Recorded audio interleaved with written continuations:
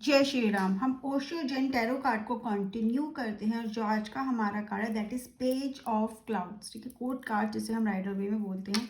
Card का नाम है माइंड। इसको समझने से पहले हम राइडर वे टैरो कार्ड का पेज ऑफ स्वॉर्ड्स को देख लेते हैं। स्वॉर्ड्स में हम देखते हैं कि क्या है यहाँ पे।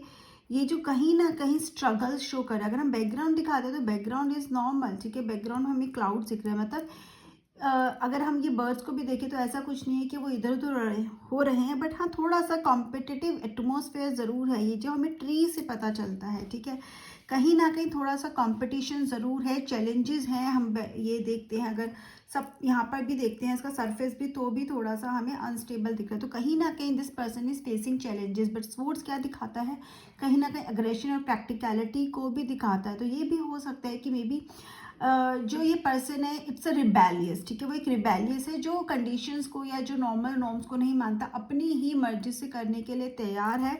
And he is ready to do what he wants. वो अपनी तरह से अपनी मर्जी से चीज़ें करना चाहता है, ना ही किसी की सुनने को तैयार नहीं है एंड ना ही गिव अप करने के लिए तैयार है। ठीक है, and it's look like that he is planning his moves. But कहीं ना कहीं ये इम्पेशेंट होके भी डिसीजंस ले लेता है। जितना प्लान करने की ज़रूरत है उतना ये प्लान नहीं करता। But this person is the one who is believes in action and who will not give up, who is right now facing the challenges, right. So coming back to that Osho Zen tarot card that is mind. ठीक है, page of clouds का जो card है mind का card है। अब अगर हम ये पिक्चर देखते हैं ना तो इसमें हमें क्या दिख रहा है, क्लाउड्स। वर्ड्स पे तो क्लाउड्स ही, वहाँ पे हमने क्लाउड्स देखे थे। क्लाउड्स के हमारे थॉट्स को शो करते हैं, थॉट्स जो हमारे हमेशा केप्ट, इट्स मूविंग ऑलवेज। अब यहाँ पे हम देखते हैं तो यहाँ पे माइंड बहुत हमें डिफरेंट दिखता है। ये क्या है, ये फेस है, ठीक है, बट फेस जैसा फेस नहीं दिख रहा है। फिर यहाँ पे हमें ये क्या दिख रहा है, स्पाइस जैसे बिल्डिंग्स ऐसे निकली हुई हैं, या फिर कहीं ना कहीं बहुत सारे थॉट्स हैं। जेलसी हो सकती है कि इसमें से फायर निकल रही है, तो हमारा अग्रेशन भी इसको शो करता है। एंड अगर देखें तो पजल जैसा लगता है, जैसे बहुत सारे क्या है पुर्जे हैं दिमाग के अंदर। और अगर बॉडी को भी देखते हैं तो बॉडी भी ऐसे लगता है जैसे एकदम स्टोन हो गई हो, कवर्ड हो, उसका कोई ओरिजिनलिटी नहीं है। तो ये कार्ड बेसिकली क्या बता रहा है, माइंड का कार्ड है, सोच का कार्ड है। तो ये हमारी सोच को ही बता रहा है। ये जो है ना, ये हमारी सोच है जो कि बहुत पजल्ड हो गई है। ये ऐसा कब होता है, ये तब होता है कि जब हम भूल जाते हैं कि जो दिमाग है ना वो हमारा सर्वेंट है, राइट। आपने सुना होगा ना कि fire is good as a servant but destructive as a owner बोलो, या फिर एज अ सेल्फ। ठीक है, अगर आप आग को खुला छोड़ दोगे तो सब कुछ डिस्ट्रक्ट कर देगी, लेकिन कंट्रोल्ड जो होती है ना तो वो बहुत अच्छा उसका यूज होता है। वो हमारी क्रिएशन में, हमारी डेवलपमेंट में हेल्प करते हैं। सिमिलरली वो फायर भी कहाँ से है, वो इसी माइंड से तो आई है। तो जो माइंड है ना वो एक सर्वेंट की तरह अगर हम उसको यूज करते हैं, मतलब अगर वो हमारे कंट्रोल में है तो हम कुछ भी अचीव कर सकते हैं। लेकिन गलती से अगर हम ये भूल गए, ठीक है, और ज़्यादातर यही होता है, हम भूल जाते हैं कि माइंड को कंट्रोल करने की ज़रूरत है, लेकिन हम खुद उसके कंट्रोल में आ जाते हैं। और वहीं पर क्या होता है, कहीं ना कहीं हमारा खुद का डिस्ट्रक्शन शुरू हो जाता है, जो शायद हमें पता भी नहीं चलता। हमारी लाइफ्स, हम अपनी लाइफ खुद नहीं चला रहे होते, हमारा दिमाग हमें चला रहा होता है, जबकि हमें अपने दिमाग को चलाना चाहिए। लेकिन होता उल्टा ही है। ओवर थिंकिंग, कोई भी थॉट हमारे दिमाग में आ जाता है, उसे हम सच मान लेते हैं, उसको उस पर हम सोचने लगते हैं, हम परेशान हो जाते हैं, हम खुश हो जाते हैं। फीलिंग कोई भी हो, लेकिन वो हमने नहीं क्रिएट की, हमने, हमारे कंट्रोल में नहीं है। माइंड हमें करवा रहा है वो सब चीज़ें। सो अब यहाँ पर अगर हम देखेंगे पिक्चर में तो हेड क्या है, head is filled with mechanisms. ठीक है, and mouth is renting and raving. Mouth क्या कर रहा है, बोल रहा है, बोल रहा है। देखो कितने एब्यूजिव लैंग्वेजेस वी हियर। लोग कुछ भी किसी को भी बोलते हैं and that look like the freedom of speech. That is not freedom of speech. आप कुछ भी किसी को भी बोल दोगे, ठीक है, और उससे क्या होता है, जब आप कुछ भी बोल रहे हो आपके दिमाग में भी वही जा रहा है, आप बोल भी वही रहे हो, आप सामने फीड भी वही कर रहे हो दोनों का। तो ये क्या है, ये ना फैक्ट्री से जो पॉल्यूशन होता है, तो क्या होता है, वो पॉल्यूशन ही क्रिएट हो जाता है। हमारे आसपास जो फैक्ट्रीज होती है इनका धुआं निकलता है, यहाँ पे भी आग निकल रही है, धुआं निकल रहा है, तो पॉल्यूशन होता है। ये क्या कर रहा है, ये सब चीजें हम कुछ भी बोल रहे हैं, हमारे दिमाग में जो भी आ रहा है हम बोलते जा रहे हैं बिना कुछ सोचे, ना उसको फिल्टर किए, ना हम अपने दिमाग को कंट्रोल करके, बल्कि हमारा माइंड हमें कंट्रोल कर रहा है। हम कंटिन्यूसली बोल रहे हैं, गलत बोल रहे हैं। क्या कर रहे हैं, हम आसपास के एटमॉस्फेयर को तो पॉल्यूट कर रहे हैं। सबसे पहले हम किसको पॉल्यूट करें, सबसे पहले हम खुद को पॉल्यूट करें। सी दैट ब्लैक जो हमारे, जिसने हमको कवर किया, that is negativity, that is anxiety, that is depression जो हमें कवर कर रहा है। और उसको परमिशन क्या दिया, हमने खुद ही दिया है, आओ हमें घेर लो, आओ हम पर हावी हो जाओ। क्यों? क्योंकि हम खुद पर काम ही नहीं कर रहे हैं, राइट। और ये सब क्या है, ये जो फैक्ट्रीज है ना, किस चीज़ की, ये आर्ग्यूमेंट्स की हैं, ओपिनियंस की हैं, सेल्फ कहते हैं ना कि नहीं मेरी ईगो की है, एंगर की है, ये वो फैक्ट्रीज है यहाँ पे जो सर के अंदर से हम देख रहे हैं खड़ी हो रही हैं। ये वो फैक्ट्रीज हमारे दिमाग में लगी हुई हैं, हर किसी के दिमाग में। आजकल 80% लोगों के साथ यही हो रहा है। बट एक सेकेंड, आप हमेशा हम सुनते क्या है, ये एक माइंड ही तो है, एक दिमाग ही तो है जो हमें बाकी सब क्रिएचर से अलग करता है। यही तो एक वो रीजन है जो हमारी सोर्स है हमारी प्रोग्रेस का, जिसके थ्रू हमने डेवलपमेंट किया है, जिसके थ्रू हमने इतनी बड़ी बड़ी चीजें क्रिएट की है। अगर यही सब है तो फिर हम उस पर वर्क क्यों नहीं कर रहे, हम उसको कंट्रोल नहीं कर रहे। अगर आप देखना चाहते हो ना आपके माइंड में क्या क्या चल रहा है, तो आप एक काम करो, एक एक्सपेरिमेंट करो खुद के साथ, आज ही करो।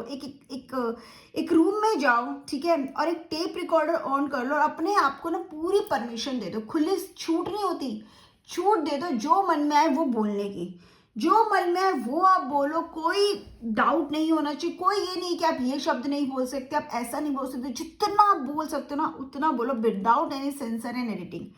उसके बाद आप देखना कितना कुछ आप एक्चुअली बोलते हो, कितना रबिश आपके मुंह से निकलता है। क्यों निकलेगा कुछ भी आपके मुंह से, वो तभी निकलेगा अगर वो आपके दिमाग में ये सारी बातें हैं। और ये जो कार्ड है ना, हमें यही बार बार बता रहा है कि कभी ना कभी तो हमें उस हेड ट्रिप को यूज करना पड़ेगा, कहीं ना कहीं तो हमें अपने माइंड को कंट्रोल करना पड़ेगा, वरना क्या कंडीशन हो जाएगी हम सोच भी नहीं सकते।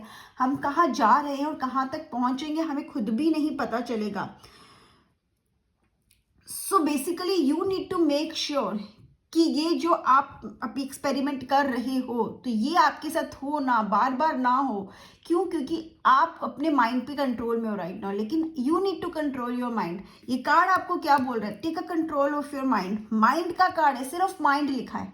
क्यों माइंड लिखा है? क्योंकि हमें नहीं पता ना हम माइंड के कंट्रोल में या माइंड हमारे कंट्रोल में, लेकिन ये कार्ड कहीं ना कुछ ना कुछ तो हमारे दिमाग में भरा हुआ ही है, हम वेट कर रहे हैं उसे निकालने की। ठीक है, हमें बस बोलना है, बकना है, निकालना है, लेकिन क्या वो जरूरी है? सोच लो।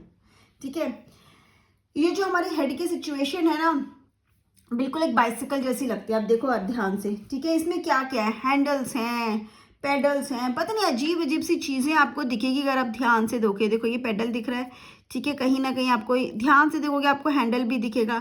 ठीक है, बहुत डिफरेंट है, शायद आप कुछ लोग रिकॉग्नाइज कर पाए, कुछ लोग, मुझे बाइसिकल के इतना अंदर के पार्ट्स के बारे में नहीं पता, बट आई गेस उसमें सारी चीज़ें होती है। बट क्या कोई ऑर्गेनाइज्ड फॉर्म है? अगर आप इसको सिर्फ इतना भी समझो, ये एक लेट्स से इंस्ट्रूमेंट्स है, ठीक है, ये औजार हैं हमारे, क्या ऑर्गेनाइज्ड है? किसी भी औजार को, आपको बाइसिकल आप कब काम ला सकते हो, कब आपके काम की है? जब वो एक प्रॉपर फॉर्म में आपके पास आती है, हर जगह हर पार्ट अपनी जगह पर हो। अगर ऐसे ही पार्ट्स में कोई आपको दे दे तो क्या उसको आप बाइसिकल भी बोलोगे? क्योंकि जब आपके काम की नहीं है तो क्या आप उसको बोलोगे? वो सब बोलोगे एक पुर्जों का एक समूह बोल दो, ग्रुप ऑफ इंस्ट्रूमेंट्स बोलोगे ना। सिमिलरली हमारा माइंड है ना, जो अगर बैलेंस्ड हो, ठीक है, अगर ऑर्गेनाइज्ड हो तो कितना कुछ अचीव कर सकता है, उसका तो हम सोच भी नहीं सकते। माइंड को खुद नहीं पता वो क्या क्या कर सकता है, क्योंकि हम उतनी लिमिट हमने अपने लिए कोई सेट ही नहीं की है। क्योंकि जितनी भी अचीवमेंट्स हुई है, जितने भी डेवलपमेंट्स हुई है, सब माइंड से ही हुई है। लेकिन अगर अनऑर्गेनाइज्ड है इस तरह से तो शायद वो एक सिंपल टास्क भी ना कर पाए। ठीक है, तो यू नीड टू चेक, आपको अपना दिमाग में चेक करना है कि क्या हो रहा है और उसको एक सही ट्रैक पे लाने की बहुत ज़रूरत है।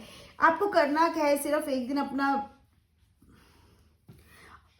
ना कमरा बंद करके बैठ जाओ, just right down what is coming in your mind. ठीक है, और आपको समझ में आएगा, आप सरप्राइज हो जाओगे देखिए कि आपके दिमाग में क्या क्या भरा पड़ा है। जो हमने पहले बोला ना, यू नीड टू स्पीक, अभी आपको बोलना नहीं है। सेकंड एक्सपेरिमेंट इज, और second actually activity is to write down what is coming in your mind. ठीक है, और ये सब जो आप लिख रहे हैं ना, क्या वो आपके दिमाग में है? आपके कभी कभी आपको जब आप लिखने लगोगे ना, लिखते रहोगे बहुत सारी चीजें बाहर निकल के आएगी। वो एक्टिव आपके एकदम से दिमाग, अगर आप एकदम से बोलोगे ना कोई फर्स्ट लाइन लिखने में, वो चीज आपके तब दिमाग में नहीं आएगी। लिखते लिखते ओके, इतना कुछ मेरे दिमाग में था, इतना कुछ मेरे पास भरा पड़ा है, उसको करना क्या है, आपको सिंपली उसको लिखना ही, एक्सरसाइज करनी है डेली। जब आप डेली डेली डेली डेली लिखते जाओगे ना, तो आफ्टर फ्यू डेज आप देखोगे कि आप जो लिख रहे हो ना उसमें इंप्रूवमेंट हो रहा है। अब आपकी पॉजिटिव थॉट्स हो रही है, क्योंकि जो भी दिमाग में आप वो निकालते जा रहे हो। और if it is very negative, you can just burn it, ठीक है, you can just burn it, flush it.